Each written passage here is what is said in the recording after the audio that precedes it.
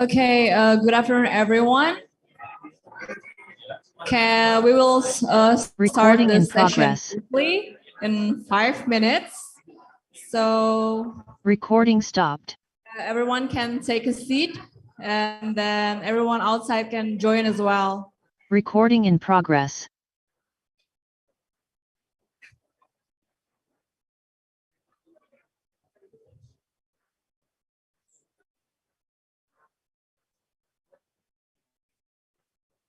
I would like to invite all the speakers to sit on the stage with me. Mrs. Claire, Mbak Kiki, and Arif. Okay, thank you. And also, Professor Pironrong, are you online? Yes, right here. Hello. Okay, hello. Nice to see you. Nice to see you too.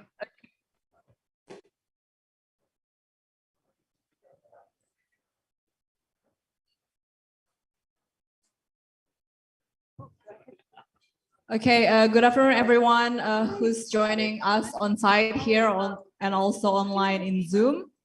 And for the participants also in ICT Watch Zoom, hello. My name is Abigail from ICT Watch Indonesia. and I will be the moderator for today's session. ICT Watch is a civil society organization located in Jakarta, Indonesia, and we have been focusing on digital literacy issues since 2002. And I would like to also introduce our online facilitator as well, Miss Ellen. Hello, Kylan. Hi. In this session, we will specifically discuss the topic about the multi-stakeholder collaborative approach for developing local digital literacy champions. Please allow me to elaborate today's topic. The digital literacy movement should encourage multi-stakeholder collaboration to create an ecosystem that aids the local champions to do more without relying solely on the support from certain stakeholders only, but also on other stakeholders such as the public and private sectors, academics, local communities, and many more. Digital literacy entails more than just technical knowledge. It covers a variety of ethical, social, and reflective behaviors that are critical for online resilience and ethical digital citizenship development. Overemphasizing access, hard technological skills, and risk avoidance in the digital literacy approach limits rather than empowers user agency. While most people do not require persuasions to use digital technology, many users without the appropriate digital literacy skills and support get profoundly engrossed in online life. Okay, so before we begin, let me introduce today's panelists. First, we have Mrs. Pironrong Ramasoota, who is joining us online. Can we see her on the screen? Hello, right here. Okay. Hi, everyone from Bangkok. Hello, Professor. Hi. She's one of Mrs. Pironrong is just one of the Thailand's 5 national broadcasting and telecommunication commissioners. Prior to joining NBTC in April 2022, Dr. Ramasoota was Vice President of Chulalongkorn University from 2016 to 2020 and was Professor of Communication at the Faculty of Communication Arts. Chulalongkorn University in Bangkok, where she researched and taught in media policy and regulation and social implication of information and communication technologies, or ICTs, with a special focus on Thailand and ASEAN countries. Her research interests include media reform, free speech issues, and content regulation. Her past published works range from online game, hate speech, online intermediary, echo chamber to OTT's regulation. And she has been an active contributor to the international journals and conference of repute. Dr. Ramasoota has received many national awards and international appointments. So give her applause for joining us online. Second, we have Mrs. Claire Divi as Global Director of Social Impact for WhatsApp. As a Global Director of Social Impact, Claire has a role to build a team to shape the social impact of WhatsApp around the world. Joined Meta since 2015, and she was previously WhatsApp Director, Public Policy, and Facebook Director of Community Affairs for Asia Pacific and Latin America. Working in the field of policy, communication, and community partnership for more than 20 years. Claire's professional and volunteer experience includes works in government, NGOs, and the private sector and corporate foundation. Please give some applause for Claire.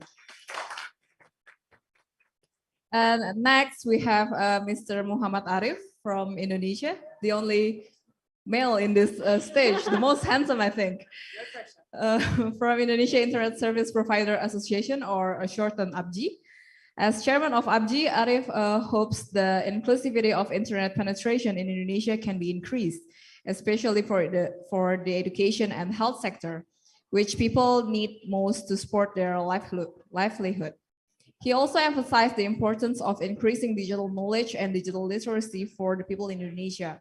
Before he was elected as the chairman of APrIGF, he was the chairperson of the Telecommunication Network Providers Association and had the motto, building a world with borderless connectivity. Please give him some applause. And last but not least, we have Mrs. Rizky Ameliah, a coordinator of the Digital Literacy Program from Ministry of Communication and Information Technology, Indonesia. She is active in several national multi-stakeholder institutions, including the coordinator of the Secretariat of the Indonesian Internet Governance Forum, or APrIGF, and Deputy Chair of the National Movement for Digital Literacy Indonesia, Cyberkreasi. Besides being active in Indonesia Child Online Protection as well, she is trusted as the International Telecommunication Union focal point in Indonesia for online child protection issues. Mrs. Ameliah successfully making the National Digital Literacy Movement Cyberkreasi program as a winner in the 2020 WSIS prizes facilitated by ITU. Please give Ms. Ameliah some applause. Okay, so everyone, a brief reminder. We will have a Q&A session after the discussion with the speakers. And for participants attending online in Zoom, you can write down your questions and comments through the chat box. And for all of you who attended here, you can just raise your hand so I can see you. And before we begin, I would like to invite Mr. Boni Pujianto from Ministry of Communication and Information Technology Indonesia as Director of IT Empowerment to give some perspective about digital literacy collaborative. The floor is yours, sir.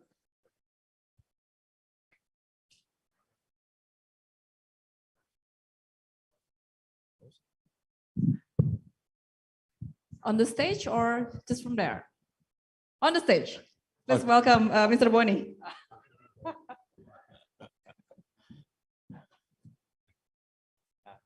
I will not taking your place, but just a small. Okay, good morning, good afternoon, and good evening to all audience, online or offline. Sorry. Okay, I will follow your direction.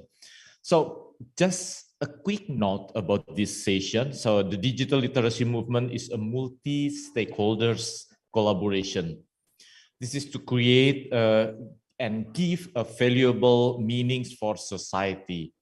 So this essence of this effort comes from the word collaboration, where all stakeholders, including the local champion as well as all the stakeholders, are working together, at least to solve many problems that come up from every location. Let me give you a note when the Indonesian held as the presidency of G20. So during the Digital Economy Working Group, we observed that digital transformation must be inclusive as well as empowering society. So, however, particularly we witnessed the challenge of digital paradox, in which the advantage of digital transformation may be inaccessible to some groups of people due to the lack of connectivity. This is very classical things. The affordable internet services, last but not least, digital literacy. So therefore, there must be we create a consensus and also maybe an international movement to tackle these issues. So in terms of Indonesia, the government Indonesia through the Ministry of Communication and Informatics has worked consistently in preparing the program that's already mentioned by the moderator to improve people digital skills and literacy. So the program called Digital Literacy Movement or Cyber Creation, Cyber Kreasi in Indonesian word. It has a target for at least 50 million Indonesian citizens to be digitally literate in 2024. So during this session, I'm sure there would be a lot of fruitful discussion. So I do hope you can enjoy the meeting. Thank you so much. Back to the moderator. Thank you, Pak Boni. Okay, everyone, now we can start the discussions. I will ask each 2 questions for every speakers. And we will start with Professor Pironrong. Okay, now we all can see you. Okay, Professor Pironrong, thank you for attending, even though it's online. First question will be, what kind of multi-stakeholder work can be a reference or way to ensure the sustainability of digital literacy programs for the wider community? Okay. Well, thanks for the question, and my apology for not being able to be in Singapore, although I really want to. As far as developing digital literacy pathway, I would call it, for each country, for each national context, I think it varies with the level of development for each country, economically as well as digitally. And let me share let me share the screen to show you some examples.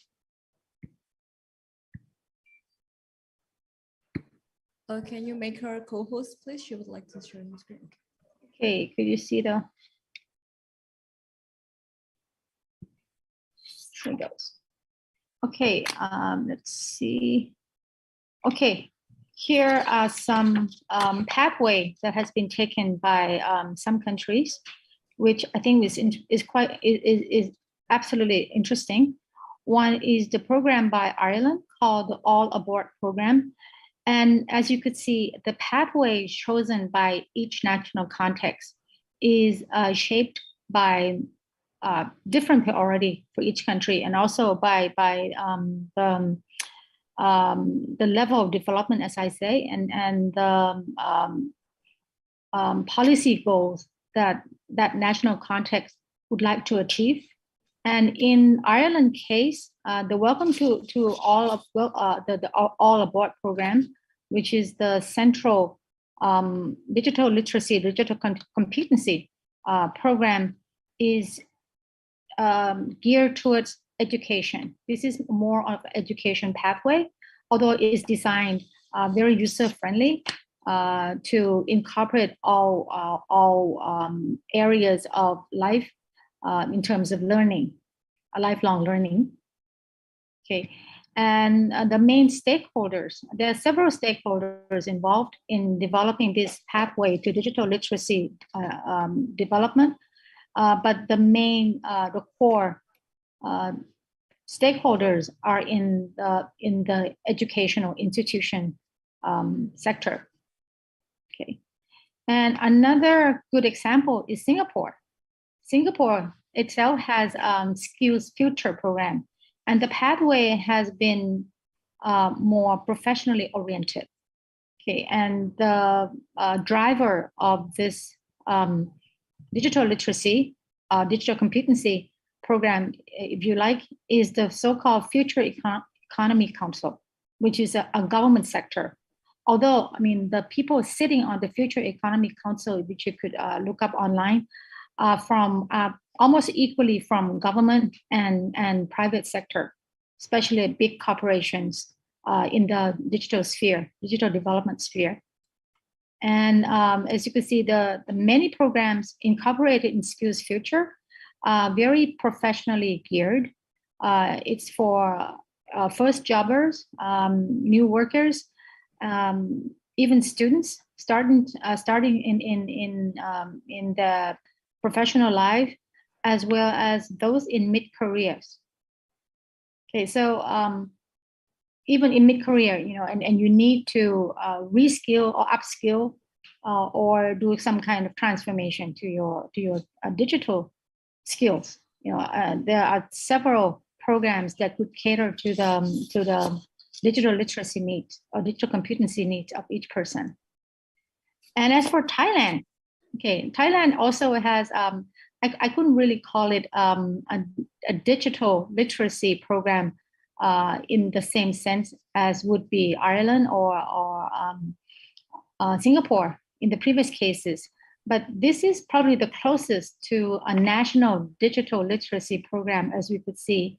And you could see right here, we have several collaborators from different sectors, from civil society, from government, and but mostly these collaborators are under the helm, under the leadership of a long-time non-governmental organization, a CSO, if you like, called the Internet Foundation for the Development of Thailand, which has been existing for almost more than 30 years, almost 30 years.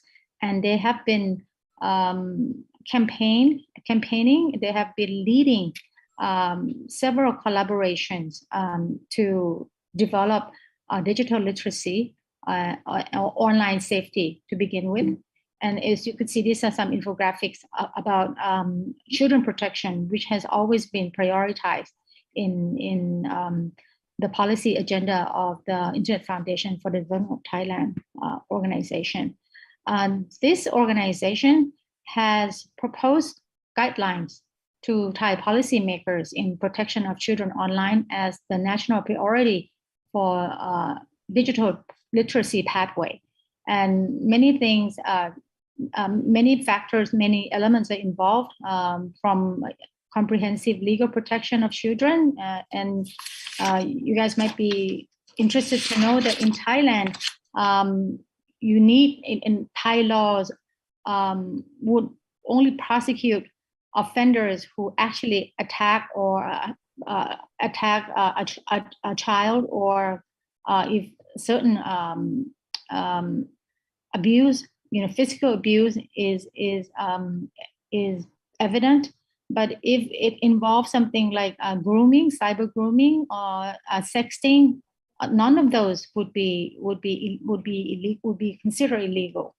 Anyway, all these are guidelines that are very worthy, and like I said, these are collaborative effort, but under the leadership of this CSO.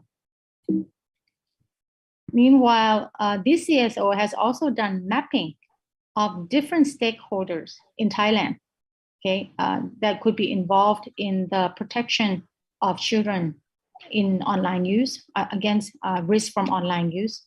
And you could see many strategy involved, strategy from mechanism and networking, knowledge and development research, legal enforcement, protection and rehabilitation program, to empowerment of children and surrounding people.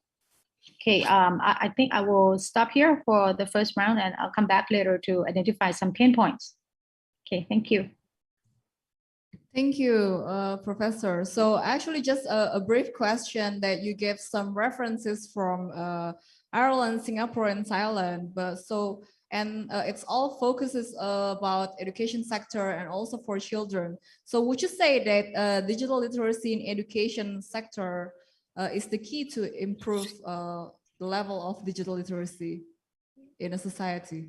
Yeah, I think education plays a vital role, definitely, especially, I won't say education, formal education per se only, but also lifelong learning in any sectors or institution.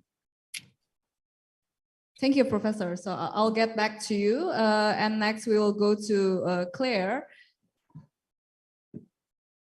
So Claire, how do you see the importance of digital literacy for changing the character and a way of life in a society? Thank you for the question. And what a great setup, learning from some of the other countries. Before I get in specifically to WhatsApp and kind of the thoughts around digital literacy, I just wanted to reflect for a moment, maybe because it's my first in-person conference in a long time. But digital literacy is something that I've been working on for a number of years. And being here, I've seen partners from when I was at Microsoft, partners from when I was at Facebook, partners now at WhatsApp. And I think the theme of digital literacy has been there throughout, but the importance of it and the way we define it continues to evolve. So when I first started working on digital literacy, it was very much about just teaching people how to use technology to maximize it, making sure they were given every opportunity. And then suddenly we found ourselves in this world where people were connecting with people from all around the world. So the culture, the rules that you're used to engaging in your country. Now, if you're in Indonesia, you could be connecting with someone in Ireland or Thailand or Sri Lanka. So digital literacy became a conversation about norms on the internet and how do you interact with each other. And then when I moved across to WhatsApp and private messaging, we really started to focus on partnering up both safety and privacy as part of digital literacy. So understanding what to share, when to share it. And throughout all of these, what has been core to the work that I do at any company is who do we find locally to partner with? And that's nearly always a combination of the government who have the power to kind of move social norms at scale, and then local CSOs, because as a rep of WhatsApp, I know my product really well, but I'm never going to be able to understand how well to educate people in every single country that we work in. So 3 years ago, when I joined WhatsApp, we started working with ICT Watch on Juara Internet Sehat. And this has been a really wonderfully unique program because the digital literacy has evolved from a partner with them and Cominfo around training. And we reached, I think, 60,000 people over the years, to working with youth ambassadors and people and providing just the scale. And in that sense, the digital literacy becomes the final person that gets trained, has a better understanding of privacy, interacting with other people. And then these amazing youth ambassadors develop digital literacy, not just about privacy and safety, but how you can use the internet and the power of communication to tell a story to really influence the people around you. So long answer to say, I think digital literacy continues to be incredibly important. And I'm sure 5 years from now, we'll have a new definition of what we need, and that partnerships are the only way I think you can actually achieve it at any kind of scale. Thank you, Claire. Actually, your answer already answered my second question, which I can make up some more stuff. It's all right. Okay, so I can summarize that you would also agree that the local champion initiatives also encourage digital literacy at various levels in society. Thank you, Claire. So next for the question for Arif. I thought ladies first. No. No, because you sit in the between that. Okay, sure. Sure. Okay. So first question for Arif, how important is APrIGF as a party that is more closely related to the development of ICT infrastructures to participate in the development of community capacity through digital literacy? Okay, thank you, Abigail.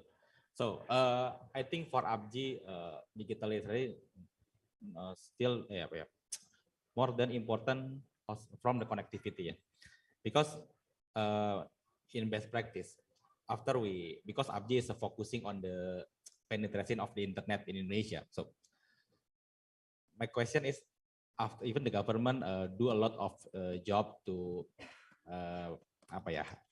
to booster our internet penetration. So, but after the internet already there, so what happened next? So mostly we do like a little survey. After the people in maybe remote area or someone in village already connect to the internet, first thing first, do you think they will learn? Do you think they will like open the marketplace to marketing his product? No. Of course, the first thing first is they will for the kind of the entertainment. So why I think for APrIGF, digital literation is very important. So we're working with the several society, youth society. We were working with the community like S12 Watch and the other community also. But recently, like Professor mentioned, so we're focusing on the child protection. We're focusing on the study, learning, blah blah blah. But I think we have new phenomena right now. So we do the survey. APrIGF did survey in this year. So, you know, the biggest internet user is not for learning, not for marketplace, but for gaming. So gaming, I think one of the serious matters, yeah. Then I think in Indonesia, this is like, maybe not Indonesia also, in all over the world, this is like the new serious business, yeah. Even we collaborate with some of the gaming association in Indonesia. So this is really making money, yeah, for the player, something like that. So besides we use the digitalization for learning, we use digitalization for studying and anything. I think the new phenomenon is for gaming. So, but if this is if not from beginning, we not from beginning we give them like alliteration, something like that. Maybe these children will just gaming all over all of time. Yeah. So that's why I think APrIGF is still focusing and collaborating with some of all the community to focusing on this digitalization, and not all the community, even for gaming also right now we work with that, something like that. Thank you, Bill. Thank you, Pak Arif. So I would like to highlight that APrIGF not just building the infrastructures, but APrIGF also try to give literacy about digital also for people in the remote areas, and that the fact that gaming has become a very addictive thing also for kids. And there will be the summarize.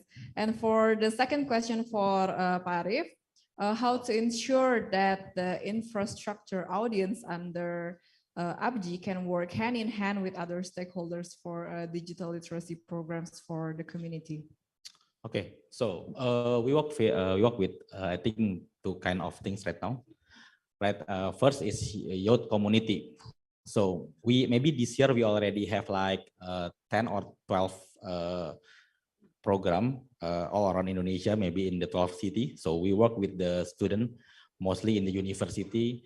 So I think the youth community is right now very important, because maybe this age will become more digital than me or than us, yeah.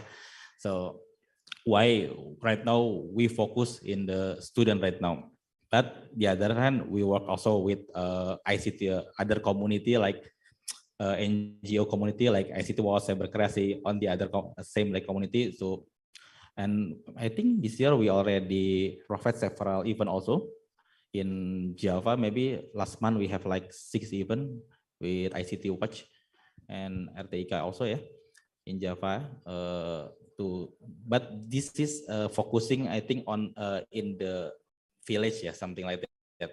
So we have to focus one with student, because this is, I think, the new generation. The second is with someone in the maybe remote area or in the village. Now, I think we have the third program, but still not complete yet. We're working also with Pandi. I think we have to want to build like some of DNS Indonesia, but like a professor from Thailand said, right now we focus on the children also. So later we want to create some of the DNS for the children. So hopefully, if it will be done, we're not afraid if our children in the home will see the unnecessary content, something like that. Okay, thank you. Thank you, Pak Arif. And for the final term, but not least, for Mbak Kiki would like to present first, and then I can ask the questions. It's okay, okay. So first question for Mbak Kiki, what is the role of the Indonesian government in ensuring that the multi-stakeholder digital literacy national program in Indonesia remains synergistic and sustainable? Okay, thank you, Abigail. Because before I answer the question, this is the first I will explain about digital literacy national program in supporting digital transformation in Indonesia. So the accelerating digital transformation in Indonesia has become one of the most urgent agenda that will be done in the next couple of years. This becomes one of the actualization in order to keep up with the other countries on ICT development. So during the pandemic, the internet has increasingly become one of the primary needs in the public. Therefore, MCIT commit to provide the universal and also reliable connectivity for all citizens in Indonesia, but also we are following the ecosystem, building the ecosystem for the digital talent needed. So on the 4th August 2020, our President Jokowi emphasized 5 things to accelerating the digital transformation. The first one is about infrastructure. The second one is about how to build the roadmap in strategic sectors. 3 is about accelerating integration of national data centers. And 4 is about digital talents and explain about digital literacy needed.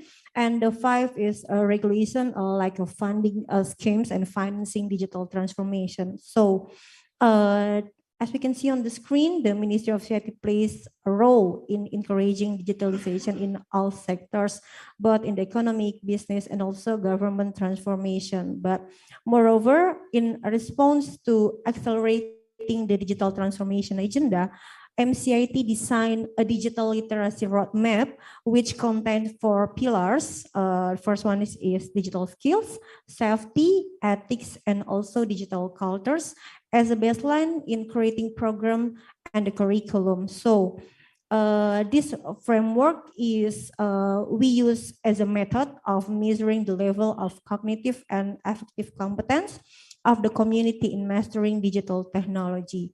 So in order to create a sustainable and effective programs and also to ensure that the multi-stakeholder digital literacy program in Indonesia remains synergistic and sustainable, we, MCIT, has built strategic collaboration with all stakeholders. Consists of the very first one, our main strategic partner is National Movement Digital Literacy Cybercreasi, and also we have the government, local governments, and from the university, research and education, and the communities, and also we have the telecommunication and ISP, and also media and digital platform, and the last is about the international. So this is, we call it like a pentahelix collaboration. This national program has running many events that collaborate with various stakeholders and communities, includes like webinars, workshop, and hands-on activity spread across of 34 provinces and 515 district cities with stakeholders in Indonesia.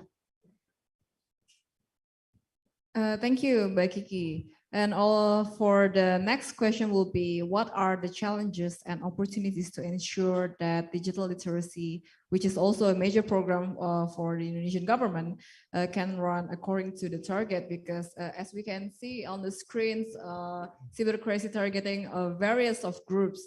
Maybe Professor Pironrong previously said that in education and for children is very effective for now, but how about for older groups, let's say? Okay. Okay, so when we are talking about the challenges and opportunities, we consider that the government should not walking alone during the implementation of the program. So we are collaboration with APrIGF, with WhatsApp, ICT, and so on, the multi-stakeholders in Indonesia. So since 2017, Ministry of ICT has worked with national digital literacy movements, or we call Cybercrazy, as our main strategic partner. And then the number of targeted participants from our program is increased. Our target is more than in this year 5,500,000 people that are scattered in 3 segments. Like the segment is education, second segment is government, and the last one is community, and it's very, very huge participant in there. And at the end, the program is expected to reach 50 million of people in Indonesia to have the target from digital literacy program. So just like I said before, the government cannot walk by herself to implementing the program. So pentahelix collaboration is one of the important things for us to realize the target and achievement of the program also. So bigger target means bigger effort is needed. Of course, we aim to reach wider targets. Ministry of MCIT involves multi-stakeholders from local and to the national levels. And then the second challenge is we need to this presence in digital skill needed. So according to the slide, we can see that there are 3 different targeted segments: education, government, and community. But we also have the collaboration program like a local champions empowerment, like Jawara Internet Sehat, seems like local champions empowerment. And then we have the training of trainers in the rural area. And then we have the collaboration program with all of the stakeholders in Indonesia. Thank you, Mbak Kiki. And I would like to go back to Dr. Ramasoota for one last question, and then we can continue to Q&A. Dr. Ramasoota, what are the opportunities and challenges to realize inclusive and synergistic multi-stakeholder collaboration for digital literacy programs, considering the diversity of characters of each stakeholder? Okay, let me share the screen again. This is the my final analysis to answer the question. I think first, and the foremost challenge lies in the fact that I mean, based on the experience of Thailand, I think I'm very impressed by the pathway or the national digital literacy plan in Indonesia. We don't have something equivalent. We have something like the Digital Thailand policy, in which one of the strategies is to develop digital skills for all sectors and focusing on the government sector and education sector. But that being said, it has not been realized, and the main barrier to the problem has been this so-called interagency problem. Because when it comes to digital literacy, nobody really takes ownership. It's like a side job, because every government agency has their routine and their full-time priority job.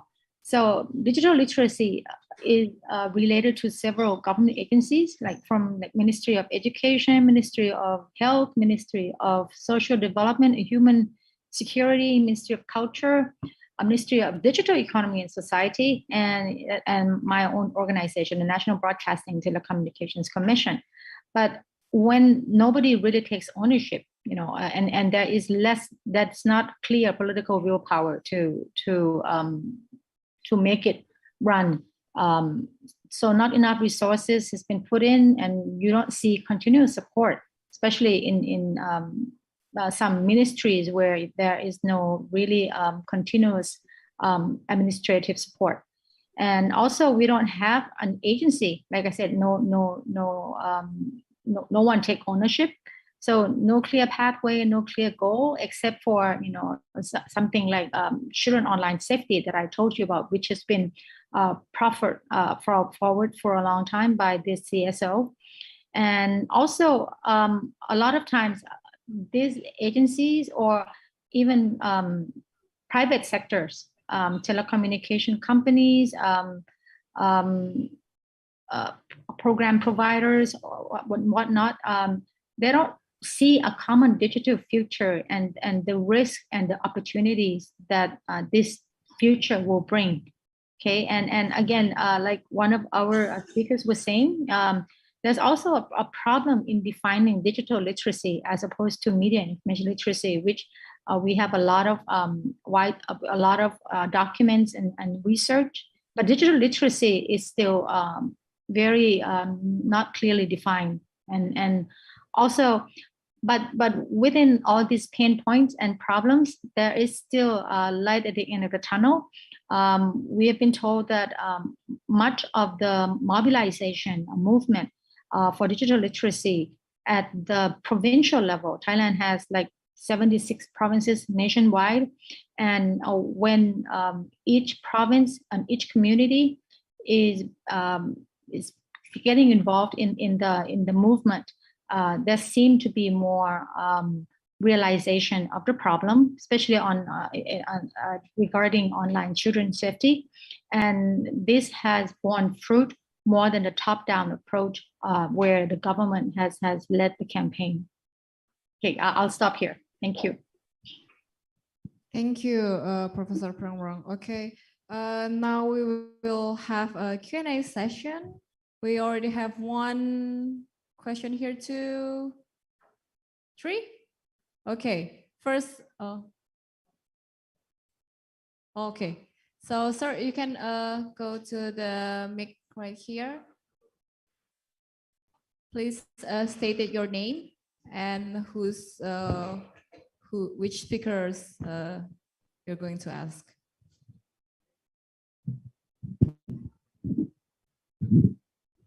Thank you. Oh. Volume. All right, I'll speak quietly. My name's Winston Roberts. I'm from New Zealand, but I'm representing here the International Federation of Library Associations. And my question is really to both the speakers from Indonesia and Thailand.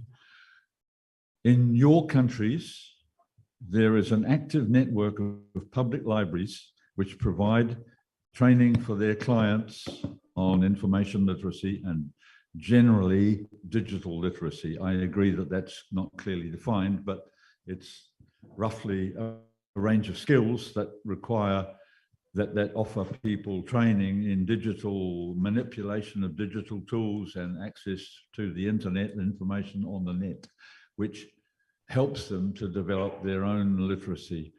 The question is, many of you have used the term collaboration, but have you actually collaborated with the people in the public library networks in your countries which provide this sort of ongoing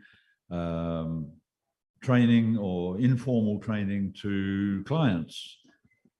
Have you developed any sort of collaborative programs with the libraries? And have you got any policies to do that? Thank you. Thank you, Mr. Winston. And I think the first will answer Mbak Kiki or Professor Pironrong? Okay, maybe Professor, are you ready to answer Mr. Winston's question?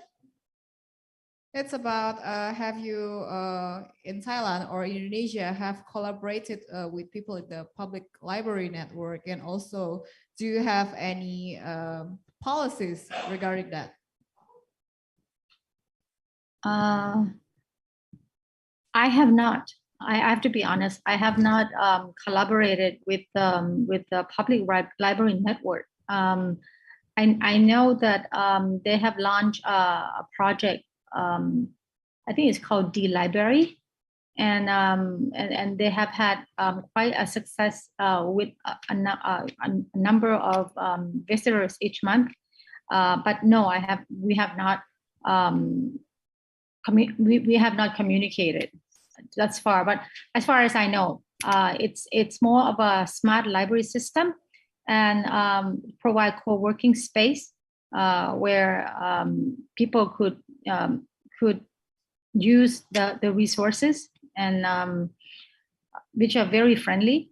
It's almost like, you know, some public libraries are like public parks, but insofar as digital literacy program, I'm not so sure. I think that the intent is to become like a digital hub for people in the city. Thank you, Professor Pironrong. And Mbak Kiki? Okay, thank you for your question. And Indonesia, yes, of course, we are already collaboration and working with the Indonesian library community, as we call it in Indonesia, Perpustakaan Nasional Indonesia.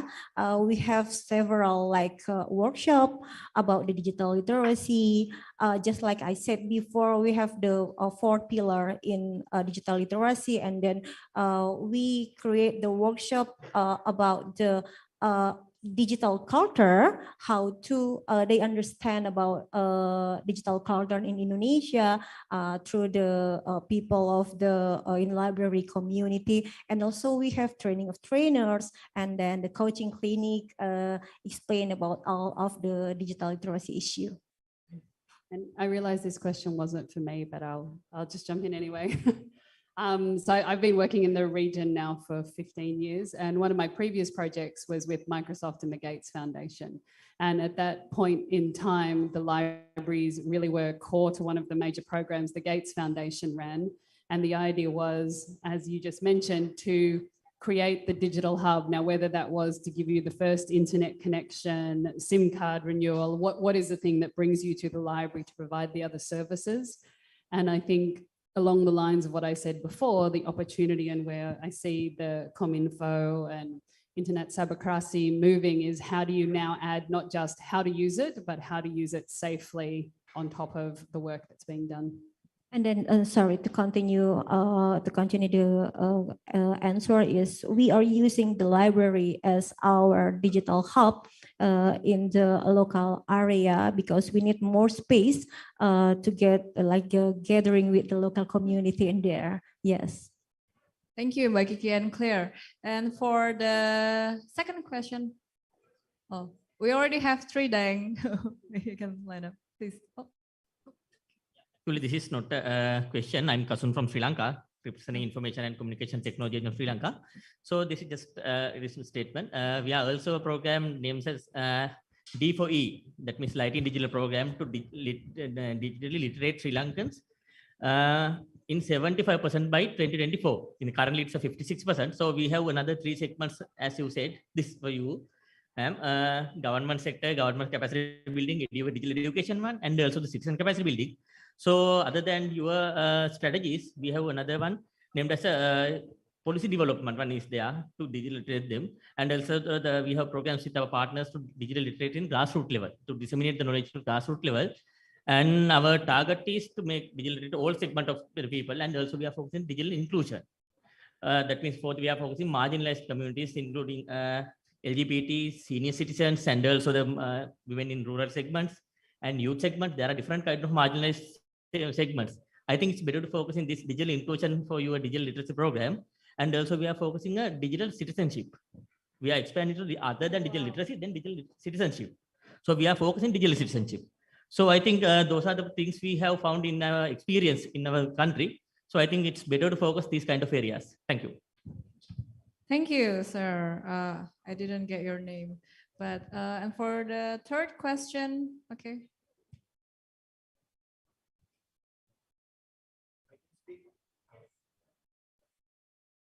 Oh, well, we need, so the attendees in Zoom can hear it.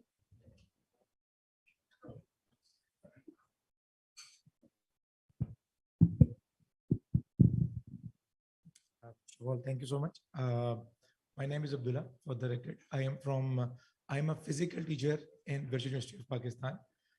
My university is first of its kind university. We are providing education digitally.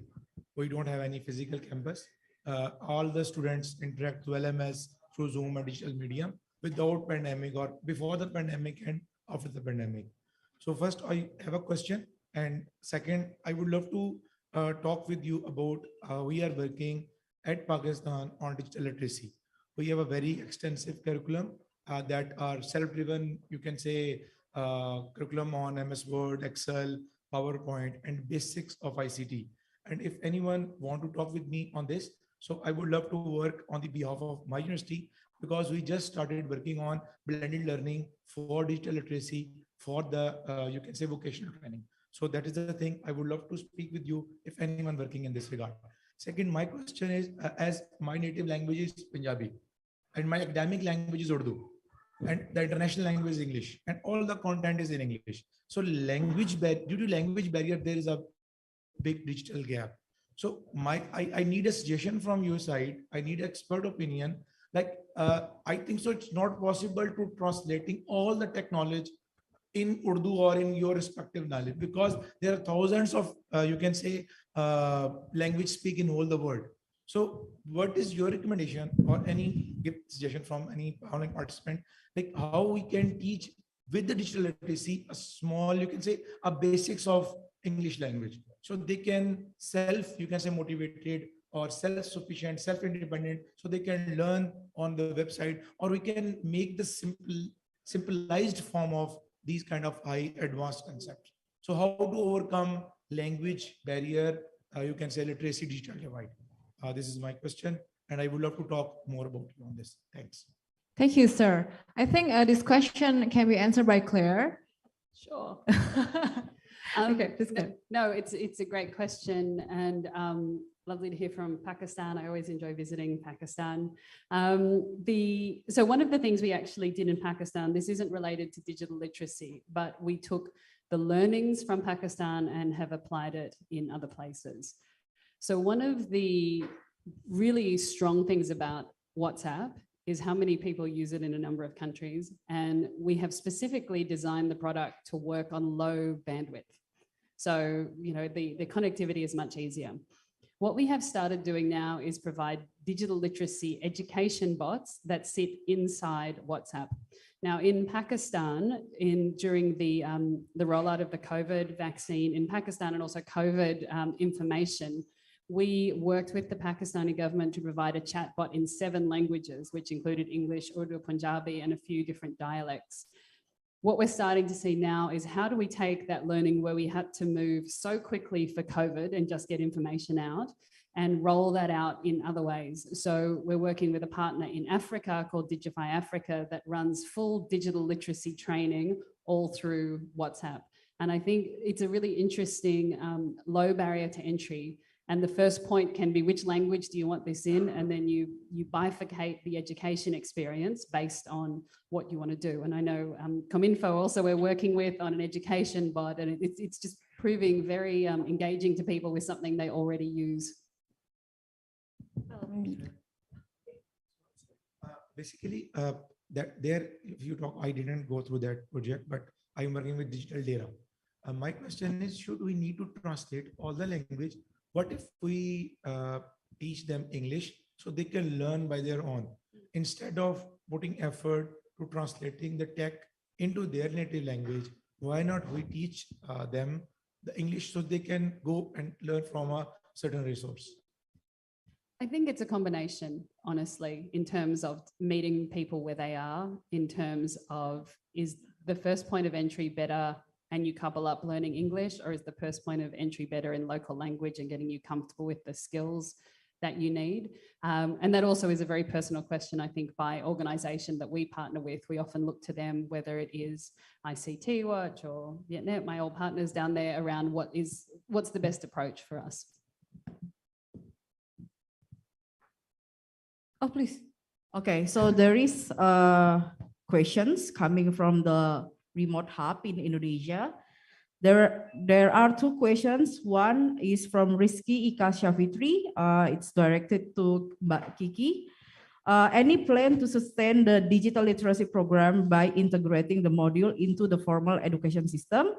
And there is the other one from Santi Indra Astuti. I would like to ask other countries' experiences in addressing digital literacy movement for any particular vulnerable segment of society. Also, I would like also to announce that in the remote hub in Indonesia, the ICT Watch also provided sign language instructor. So the people with the need to have the sign language also can enjoy or not enjoy, I mean, follow the discussion. Thank you. Thank you, Kailan. So question from Rizky Ika to Mbak Kiki and from Mbak Santi for Professor Pironrong, yeah? Okay, so please. Okay, Mbak Kiki first. Thank you, Mbak Ellen dan Mbak Abigail. Okay, so Kominfo is still working with the Ministry of Education to, we want to make sure about the digital literacy issue will have the main curriculum in the school of the Indonesia where we still working on it, and then we can hope we can finish it maybe 2023 because it still need more focus group discussion with all the several communities and also the ministries. So we're working on it. Thank you, Mbak Kiki, and I'll give 1 minute left. Professor Pironrong for last question. Yeah, digital literacy program for vulnerable group. Well, of course, children are regarded as one of the most vulnerable groups in Thailand in terms of online safety. And there has been, like I said before, much of our digital literacy pathway, national pathway, has been targeted at protecting children from online risk.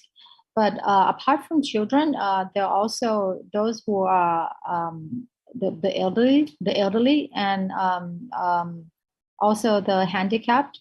There have also been similar workshops that have been done to familiarize them with digital literacy program. Thank you, Mr. Pironrong. And that will be the end of our discussion today. Please give a round of applause for all the speakers. And thank you, everyone. Good afternoon.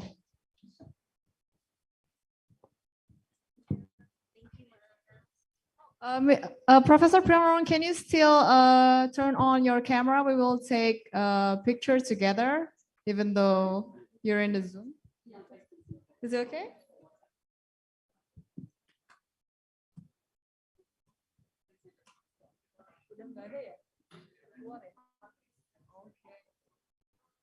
Is she still here? Oh, she left.